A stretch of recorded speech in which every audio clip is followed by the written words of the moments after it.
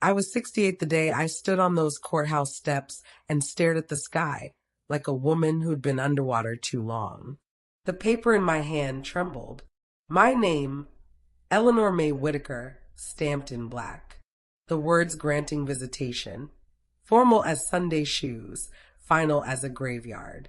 In the place where my anger had lived, something quiet uncurled. Not joy, not triumph, not the hot fast thing I'd imagined on sleepless nights. It was gentler, humbler, like a door opening in an old house and the light coming in sideways. The steps were warm under my palms. The sun found the silver in my hair and made it blaze. A lawyer brushed by, mine, not hers, and asked me would I like to say anything to the reporters. I smiled the way my mother taught me, the way you smile at bad weather, politely as if it had come a long way to see you and might leave if you didn't make a fuss. I told them no, thank you. I'd said all that needed saying inside. What I didn't say, that all my life I'd learned how to stand my ground with a soft voice, that I've done more with less, made meals out of scraps, a home out of a rented square with walls so thin you could hear your neighbor's hopes. That when my daughter-in-law told me I'd never see my grandbabies again, I sat in my kitchen with my hands around a cold cup and felt the old rage rise like a storm. Not because of pride, because of love. The stubborn, long-boned kind that grows through winters and winds and keeps growing. But you don't start a story at a courthouse. You start at the beginning, even if you can't stand to look straight at it. So I will. The house on Maple. The house I grew up in was the last one on Maple Street, a square little thing with blue paint that peeled every second summer. We called it the last light because at night, if you came into town from the west, it winked at you before the road forked and the cornfields took the rest. My father worked the rail yard and my mother took double shifts at the nursing home. And we ate dinner at a table that had my grandfather's teeth marks in one corner because he'd been a baby who liked wood better than milk. We weren't special. We were sturdy. Tragedy doesn't arrive like thunder, not really. It comes like the second hand on a clock. Click, click, and then you notice the minute is gone. Daddy's back started to ache, and then he started to limp, and then one day he didn't come home. It was a fall at the yard, they said. It was a great mercy. He didn't feel much, they said. The thing about mercy is it always looks bigger on other people's faces. On ours, it was small and bitter and didn't fill us up no matter how we swallowed. We learned to fold grief into chores. My brother mowed a neighbor's lawn and brought home pay that smelled like grass. My mother's hands cracked where bleach dries skin, and I rubbed lotion into them at night while she fell asleep in the chair. I stopped talking about college. I stopped talking about the music scholarship I'd wanted so much that sometimes, late, I'd take my father's old radio into the backyard and dance in the dark where no one could see. I took an extra shift at the diner. I learned to count change fast, learned to memorize faces, learned to read a room the way other girls read magazines. That was my first education. How to carry the weight in your jaw so your voice comes out smooth. How to let the hurt go somewhere it can't be used against you. I tell you this because when you're an old woman and a younger one bans you from seeing your grandbabies, people ask what you did. The words sound like a diagnosis, like they're trying to find the infection and cut it out. But most things don't come from one place. Most things are built from a life, brick by brick, mercy by mercy, mistake by mistake. Frank's hands. Frank Whitaker had hands that could fix a radio with a bobby pin and eyes the color of the dark part of coffee. He used to joke that he could hear a machine's feelings, that engines confided in him about their troubles. He showed up at the diner every Tuesday, always at the counter, always with exact change lined up under his thumb. He let me keep the extra 2 pennies, as if he were giving me something valuable, which he was, though not the money. He was giving me attention that felt like safety. We married in a church so small it sounded like rain when we sang. We rented a little place by the river that smelled like onions at odd hours because the neighbor cooked with love and too much everything. We made a person there, the way people do with more hope than sense. Daniel came out with lungs like trumpet valves and hair the color of wheat at noon. When they put him on my chest, he went looking for my heart with his ear like he'd lost it and I'd found it. I cried. Frank did too. Men always do, but only some admit it. There weren't many choices back then. You worked. You raised your kid. You paid your bills and wrote down what was left in a little notebook by the phone. I took up sewing for extra money. I learned to make dresses look expensive with the right darts and the courage to trim a hem in one stroke. I sang to Daniel when the headlights of strangers slid across our wall at night. I learned that you can be bone-tired and still get up when a baby cries because that's what your body is built to do with love. It answers. We had our share of bad luck. Frank's mother took sick, the lingering kind that smells like stale sugar and shame. We moved her into the second bedroom and turned the closet into a shrine to lotions that promised comfort. I washed her hair and listened to her tell me my roast was dry. I listened to her tell me I'd never be good enough for her son because I was ordinary and ordinary women make men restless. She died on a Tuesday. I was wearing a blue dress I'd sewed to cheer her and she said it made me look like a waitress. I said, well then, I'm dressed for work. We laughed and then she was gone. You don't get medals for swallowing pride. You get a quiet home and a husband who looks at you like you hung the moon.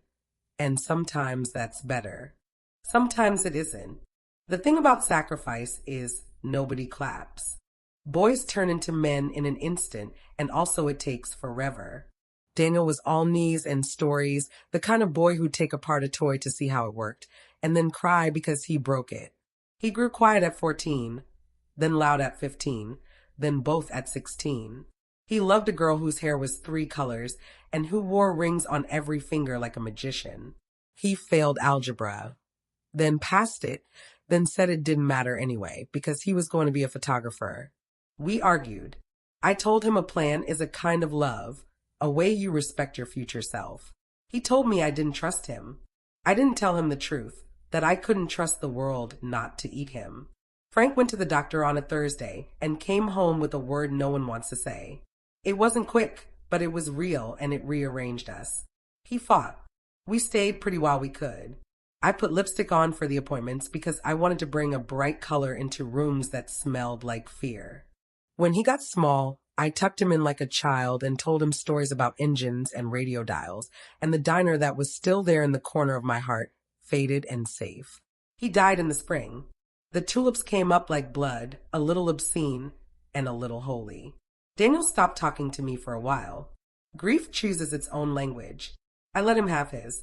I went back to the diner for a month after the funeral because the house was too loud with emptiness. Then I stopped because I brought home more silence than I could stand. I sewed. I mended. I balanced the checkbook. I wrote letters to a man who couldn't read them. I learned that you can survive a husband and still be married to the space he leaves. The first time Daniel brought her home, she was wearing a cream sweater and boots that sounded decisive. Her name was Vanessa. She had the kind of face that photographs well and the kind of laugh that wants to get away with something. She was polite. She looked around my house like it was a photograph. She told me my curtains were charming, then offered to send me a link for something nicer. People talk about in-laws like they're a kind of weather.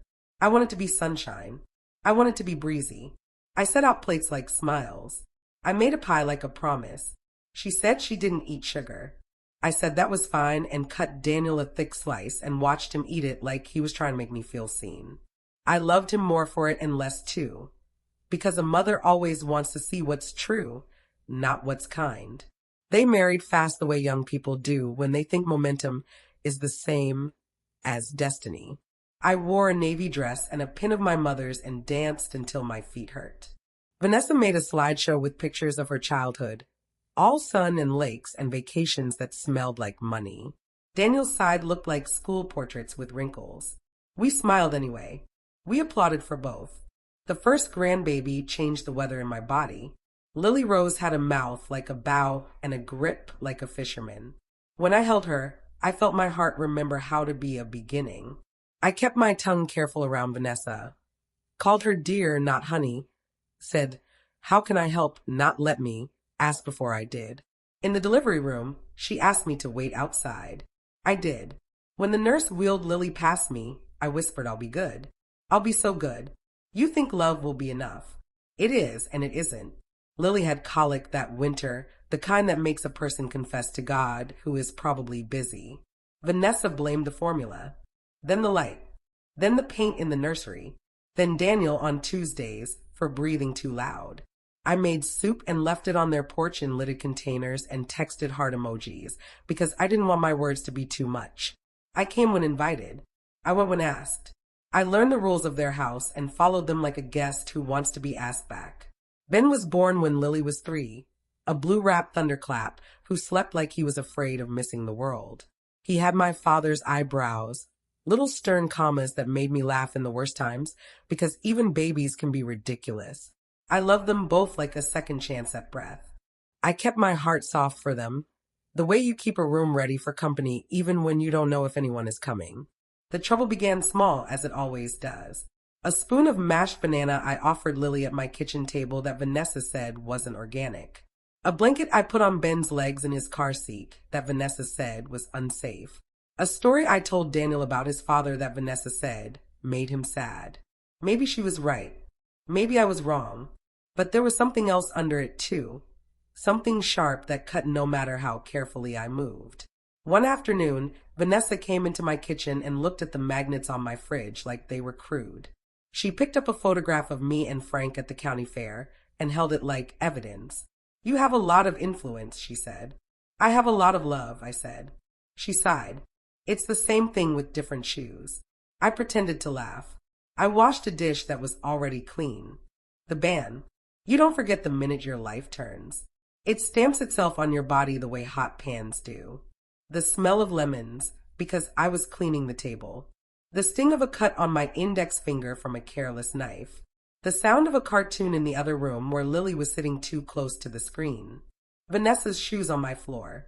"Slash, you are not listening to me." Slash, she said, the text buzzing through an hour after they left. "Slash, you undermine me with the kids. We are taking a break from visits." Slash. At first, I thought it was the kind of storm that blows over if you don't lean into it. I sent a reply so careful it barely existed. I said I was sorry. I said I loved them. I said I'd listen more. I said thank you for telling me. I said, "Please let me know when you feel ready." She didn't. Days turned into weeks the way they do when you count by coffee cups. I left little gifts on their porch. Books, a scarf for Lily, a toy truck for Ben that talked in a cheerful voice. I texted pictures of my garden. I told Daniel I was here. No pressure. He sent me emojis that looked like they'd been ironed. When I called, it went to voicemail. When I dropped by once unannounced because I thought I saw Vanessa's car out front, no one opened the door though I heard footsteps. I lowered my forehead to the wood and said, "I love you, love you, love you." The syllables tasted like pennies. Grief is a creature that learns new tricks. I stopped sleeping. I ironed pillowcases. I watched old movies that promised me a world where problems could be fixed in 2 hours if the right person said the right thing. I walked past the toy aisle in the drugstore and put things in my basket and then took them out, a rehearsal for letting go. I kept seeing things I needed to tell Lily. How to thread a needle, how to pick a good watermelon, how to swear properly without hurting anything but the air. At church, people asked after the babies, and I smiled and said they were thriving because that's what the photos said on the social media. I checked like a sinner. Thriving. New stroller. Pumpkin patch. Matching pajamas. Grandma on Vanessa's side, smiling in a sweater that looked like a hug. It's funny how you can be erased in public and still exist so hard in private you can't breathe. I tried everything good women try. I apologized for things I didn't do because maybe I had. I brought bread still warm, like a bribe to the gods. I wrote a letter with my best pen, and put my heart in it like a folded napkin. Vanessa wrote back 3 lines. We need boundaries. You make things complicated. Please respect that. It wasn't even the words. It was the like at the end, the period that felt like a door closing with 2 locks. I sat at my table. I watched a fly throw itself against a screen, the stubborn death I've always feared. I said I accept. My voice sounded like it belonged to somebody intimidated by signs on fences. Then I stood up. Then I took my car keys off the hook. I went to see a lawyer, because sometimes love needs a backbone and sometimes old women have to build their own. The lawyer's office. The office smelled like lavender, which surprised me. I'd expected coffee and old paper and something like dust. The lawyer was younger than my son, with a haircut so tidy it made me want to apologize for my flyaway hair. She had honest eyes and a pen that clicked like a heartbeat. Grandparent visitation, she said. It depends on the state and the circumstances. I raised a good boy, I said. He married a woman who's very sure of herself. I want to see the babies. I want to keep my promises to them. What promises? She asked. That I'd show Lily how to make a pie crust and when to break a pie crust and why both matter. That I'd listen to Ben's stories even when they're long and wrong. That I'd be the house on the corner with the porch light on. That there would be a witness for their lives who wasn't their mother or father, because sometimes you need someone who loves you with nothing at stake but love. The lawyer wrote something down. Has there been harm? Any negligence? Any incidents? She was asking me to make my case. I sat up straighter the way I did when my teacher called on me in 4th grade. Once, I said, Lily fell in my yard and skinned her knee. I ran inside and got hydrogen peroxide. Vanessa said I should have used water. She said I didn't listen. Maybe I didn't. I learned it the way nurses taught me when I was a girl. I wanted to help. The lawyer nodded. Do you believe your daughter-in-law is acting out of concern for the children? I thought of the matching pajamas. I thought of the careful captions. I thought of the way Vanessa's eyes counted things in my house like there'd be a test. I think she is acting out of fear, I said, and maybe a little cruelty that doesn't know it's cruelty yet. The lawyer told me the odds. She told me to gather proof I was a steady presence, that I'd been part of the children's lives. She told me to prepare for being called names. She told me that sometimes you don't take a stand to win. You take a stand to be the person you promised yourself you'd be when no one was watching. I can do that, I said. I've been doing that a long time. Evidence. People think evidence is pictures and texts and formal things, and it is. But it's also the blanket with the stain you can't get out because someone spilled grape juice during a pretend wedding for stuffed animals.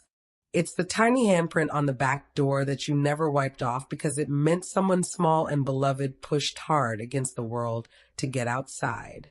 It's the clip of hair in a paper envelope from Lily's first haircut that Vanessa didn't want to keep because she doesn't like messes of history. I gathered.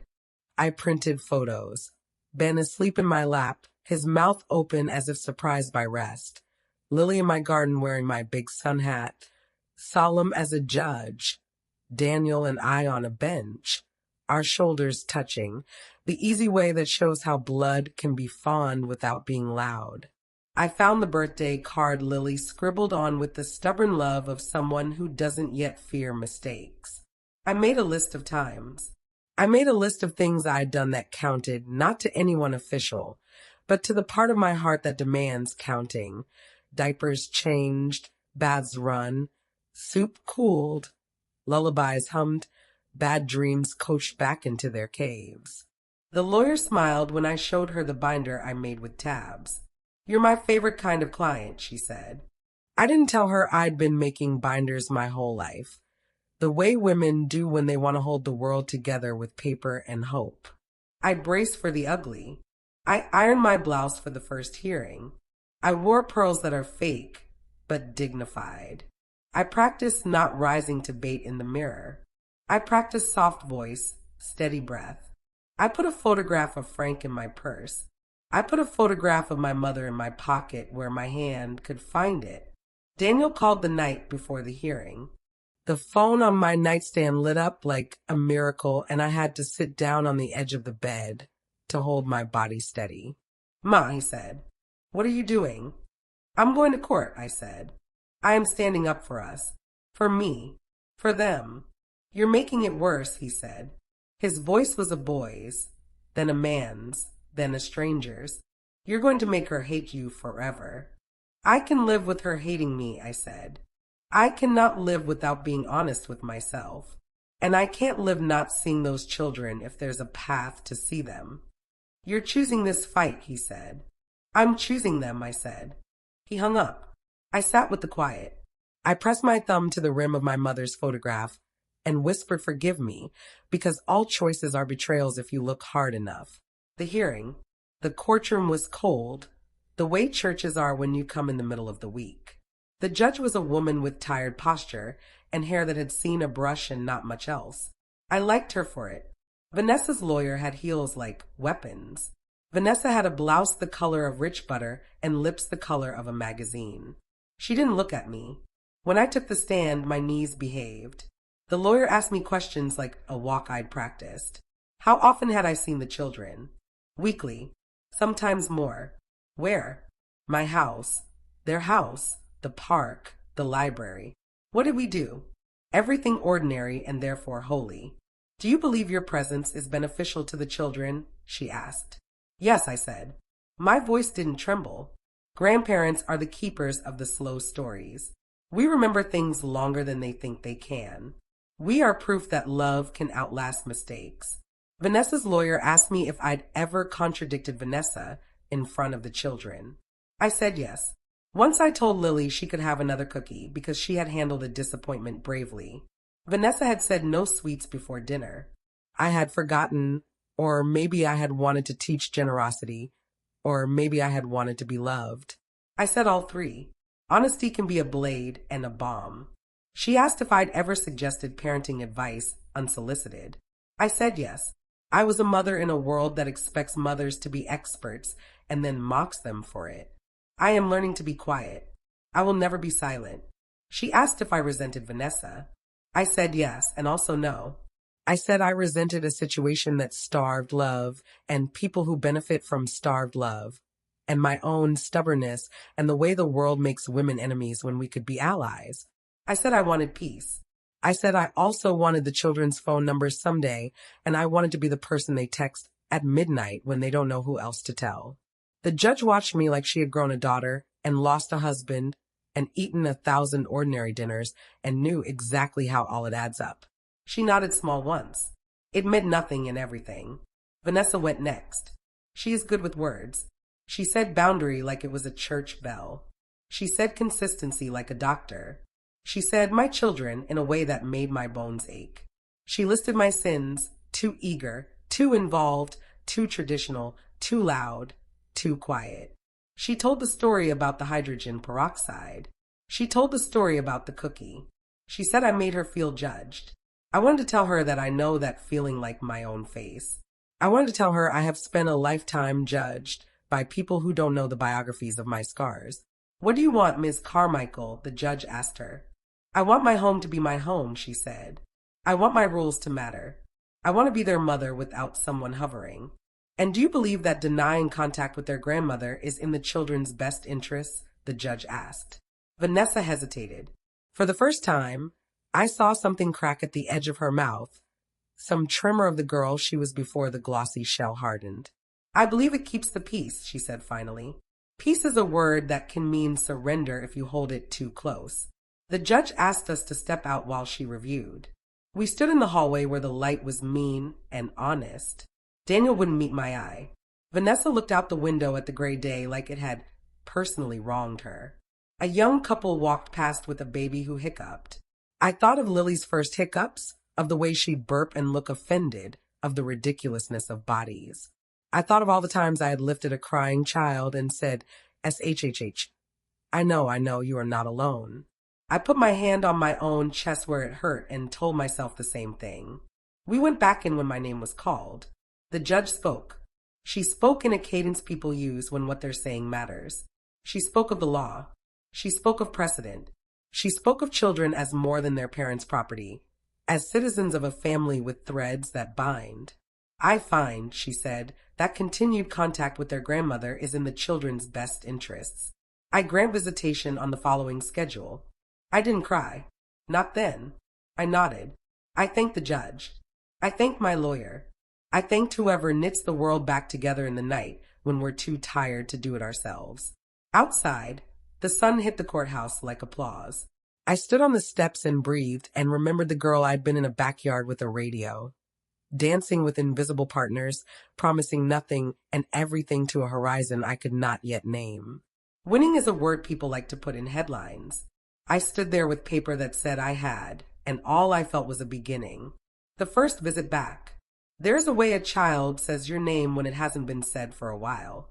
It's cautious and then it's not, like a wave that decides at the last second to leap. Lily said, "Grandma," like it had dust on it, then like it had a ribbon. Ben said, "Gamma," like a trumpet. My name made into music I didn't deserve and also did. Vanessa brought them herself. The schedule said Daniel could, but he didn't. She stood on my porch and looked like someone checking in on a stranger. She handed me a bag with lunch instructions written in tidy letters. She looked into my eyes, and for the first time, I saw the scared animal inside the elegant woman, the part that thought if she loosened her grip the whole world would fall. "Thank you for bringing them," I said. "I am following the court order," she said. "Yes," I said. "And thank you." She looked at my porch light even though it was daytime. She looked at the potted geraniums. She looked at the photograph of Frank on the little table by the door, and her mouth did a twitch like she was trying to stop an apology from escaping. She didn't say it. She left. Inside, Lily ran to the cupboard where the cups are because she remembered the yellow one that is hers. Ben went to the window where the bird feeder hangs and shouted words at the sparrows that I translated as hello. "Friends, where did you go? We are back."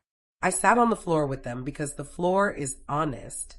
We built a tower with blocks and knocked it down, and I told them a story where towers fall and people build again, and this is what humans do with love. At nap time, Lily asked if I had the blanket with the stars. I did. I'd kept it washed and folded the way soldiers keep their uniforms, even when there's no war. I tucked her in. I sang the song my mother sang to me, and I sang the new verse I wrote one night when sleep wouldn't come. Ben fell asleep with his hand on my cheek. His breath smelled like apples. I stood in the doorway of my own guest room, watching two small people breathe, and I cried then, quiet like confession. I cried for the way the world withholds and also gives. I cried for my husband who never got to be a grandpa, for my father who fell and for my mother who kept standing, for Vanessa's sharp edges and my own, for the piece of me that had thought revenge might taste sweet and the piece that now understood that love, kept warm, is the only feast. When Vanessa came back, she looked tired, the kind of tired that has a private name. She watched me hug the children and watched them hug me back, and when the door closed and the house went still, she said low, "Don't undermine me." I nodded. "I won't," I said. "I am learning. And if I fail, tell me. I will listen." "People say that," she said, "and then they don't." "I know," I said. "People hurt people. And still, we keep offering each other our hands the way a drowning woman offers a drowning woman a rope. We keep trying to be somebody's land." She swallowed. "You talk like a Hallmark card." "I know," I said. "It's a style I earned." She laughed by accident. It was a small laugh. It was a seed. I didn't try to water it. You don't water seeds. You let them sit in the dark where they can decide to be brave. That night, in my quiet house, I called my brother who lives 3 states away, the one who still mows his lawn in straight lines like it's a pride. I told him what the judge said, what the children said, what Vanessa almost said. He said he was proud. He said he could smell the lavender in that lawyer's office from here. He said I did the right thing and also the hard thing and also the kind thing, and sometimes they are not the same, but sometimes they take the same muscles. I slept like a person afterward, not like a saint, like a woman who had put down a heavy bag and kept walking. Lessons. I have a neighbor named Mrs. Katz who grows tomatoes and grievances with equal success. She told me once that revenge is a religion that doesn't teach you how to sing. I didn't understand at the time. I do now. I took my daughter-in-law to court. If you ask me if I did it for revenge, I will say no. If you ask me if a part of me wanted her to sit in a hard chair and feel small, I will say yes. If you ask me what I learned, I will say that punishment is the poorest discipline for a heart. That love is not soft. Love is not a whisper. Love is a stone you put in the foundation and build around. I started a notebook after the case. At the top of the first page I wrote, "Things I will not do." It says I will not assume. I will not correct. I will not offer without being asked. I will not bristle. I will not engage in wars I can win only by losing something I cannot afford. On the second page, I wrote, "Things I will do." I will feed. I will listen. I will ask how can I help. I will keep my porch light on. I will write letters to Lily and Ben and put them in a box for when they are old enough to read, so they can know the deep time of love. I will apologize when I fail and forgive faster than pride wants me to. You might ask me if I forgave Vanessa. The answer is complicated and also simple. I am forgiving her in installments the way you pay off debt, not to erase what happened, to make room for what can. When I held the court paper on the steps, the ink drying in the sun, I felt a young version of myself watching me, skeptical and hopeful both. "You did it," she said. "You stood up. You put your mouth in the world." I wanted to say to her, it took me too long and also just the right amount of time. But I didn't say anything. I just stood there and let the light make a church out of the air. This is not the end of the story. It is not the middle either. It is a bend in the river. There are rapids ahead and stretches of stillness where dragonflies come low and show you how blue can be another word for grace. I have time. The children will grow.